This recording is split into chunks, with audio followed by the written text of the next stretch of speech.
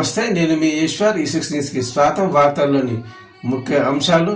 కంది జాతీయ రహదారిపై ఉన్న కింగ్స్ దాబా పేరుకే పెద్ద దాబాగా మారిపోయింది. ప్రజలకు అందించే ఆహారంలో నాణ్యత పాటించడం లేదు అన్నట్లు తేలింది.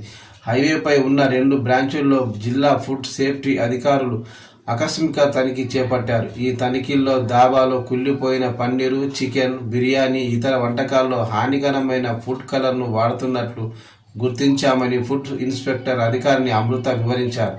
నాణ్యత ప్రమాణాలను పాటించకుండా నిర్లక్ష్యంగా వ్యవహరిస్తున్నట్లు తేలింది. దీంతో ఫుడ్ సేఫ్టీ అధికారిని అమృత ఇలా అయితే కఠిన చర్యలు తప్పవని అన్నారు. ఈ మేరకు 2 దాబాలకు నోటీసులు కూడా అందజేశారు. రుచికరమైన ఆరోగ్యకరమైన భోజనాన్ని ప్రజలకు అందించకుండా ప్రజల ప్రాణాలతో చెలగాటం ఆడితే నిర్లక్ష్యం వహిస్తే చర్యలు తప్పవని ఆమె హెచ్చరించారు.